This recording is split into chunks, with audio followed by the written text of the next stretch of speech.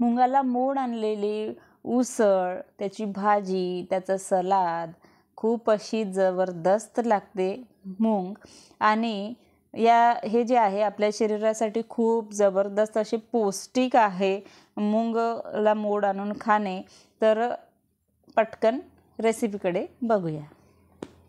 मुंगाला छान मोड आणलेले आहे, तर कसे आणायचे हे आधी पूर्वतयारी करावी लागते, तर ते आपण बघूया.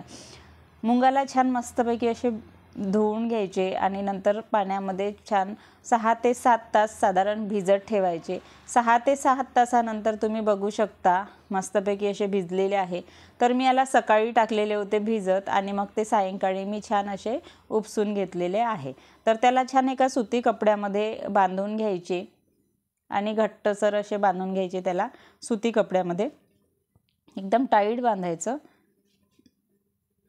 आणि एका भांड्यामध्ये पातेल्यामध्ये तुम्ही त्याला छान मस्तपैकी असं गरम असलेल्या ठिकाणी किंवा रात्रभर जरी ठेवले तरी मस्तपैकी असे त्याला मोड येतात. छान मस्त असं झाकून ठेवून द्यायचं बाजूला, ते आपले मोड येत राहतात. फक्त कपडा जो आहे त्याचा ओला राहिला पाहिजे.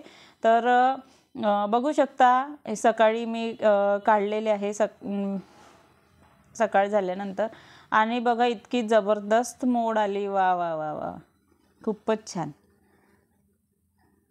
खूपच सुंदर असे मोड आलेली आहे आणि खूप छान लागतात. आता याला यूज करण्याच्या आधी काय करायचं, आपण धुवून घ्यायचं एका पाण्याने तरी, म्हणजे वास वगैरे जो आहे तो येत नाही.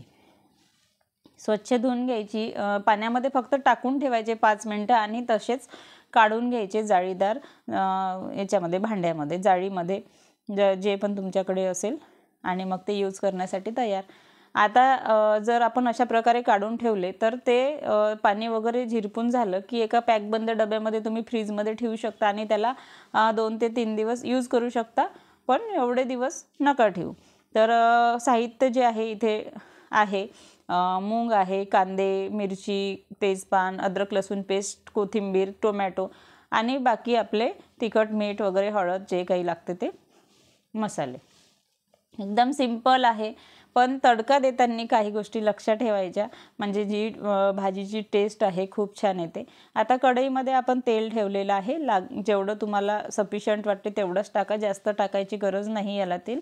तर पहिल्यांदा टाकली मोहरी, जिरं, छान तडतडू द्यायची. मग मिरची टाकली आणि मग हिरवी मिरची, तेजपान टाकलं, कढीपत्ता टाकलं, छान त्याला मंद आचेवर असं मीडियम फ्लेमवर होऊ द्यायचं. आणि नंतर मग टाकला कांदा छान गुलाबी कलरचा होऊ द्यायचा आहे आणि छान सोनेरी गुलाबी कलर येऊ द्यायचा आहे मंद आचेवर.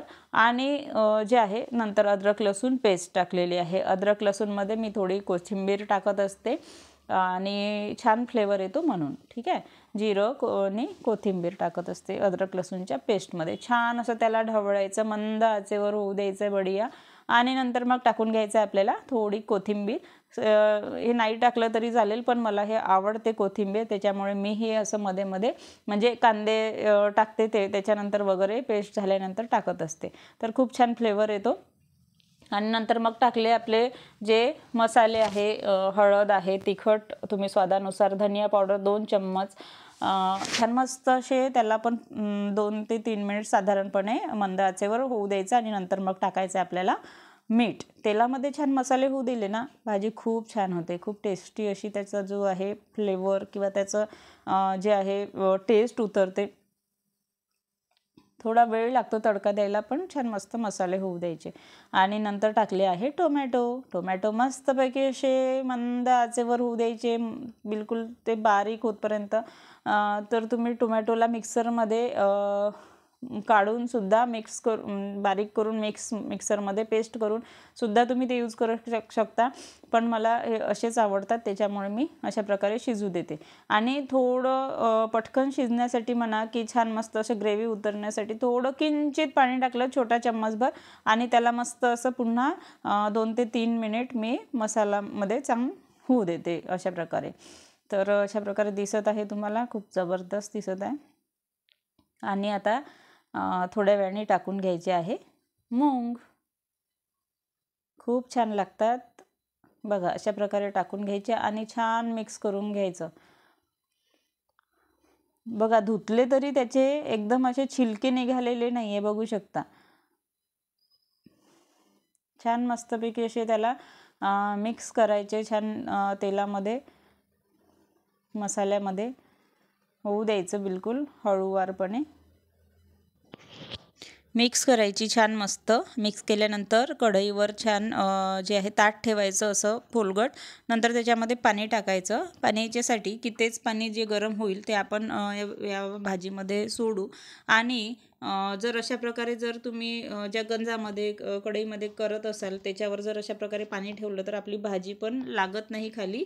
आणि जे आहे याला स्वतःचं पाणी सुटतं किंचित आणि तेल आणि पाणी त्याच्यामध्येच ते मुरल्या जाते भाजी. आणि अशी जी आहे खूप मस्त अशी टेस्टी लागते. तर जे आहे अशा प्रकारे तुम्ही करू शकता.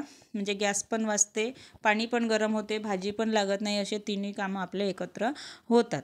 तर छान अशी मुरलेली आहे. आता आपण किंचित असं थोडंसं पाणी सोडून घेऊया आणि पुन्हा त्याला 2 ते 3 मिनिट पुन्हा थोडंसं शिजू द्यायचं आहे किंचित. छान परतून घेतली. आता थोडंसं पाणी सोडायचं आणि पुन्हा त्याला 2 ते 3 मिनटं होऊ द्यायचं आहे. ठीक आहे. पुन्हा तशाच प्रकारे ठेवू आपण. पाणी लागत असेल तुम्हाला, थोडं रस्सा वगैरे करायचं असेल तर पुन्हा त्या ताटामध्ये पाणी टाकून द्यायचं आहे. म्हणजे ते पुन्हा गरम होऊन जाते. बघू शकता मस्त अशी 2 ते 3 मिनटानंतर जे आहे मी हे करून घेतली.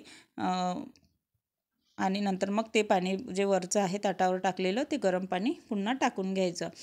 तर खूप मस्त अशी भाजी लागते. तर तुम्ही अशा प्रकारे करू शकता. आता मंद आचेवर त्याला 2 ते 3 मिनिट पुन्हा होऊ द्यायची आहे.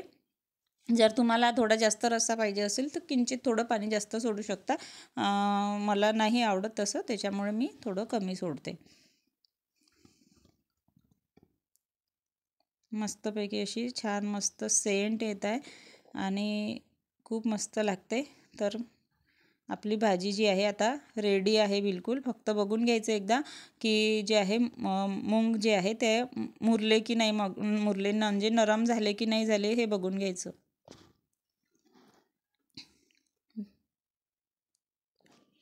ठीक आहे. अशा प्रकारे चला खूप मस्त अशी भाजी झालेली आहे आपली टेस्टी.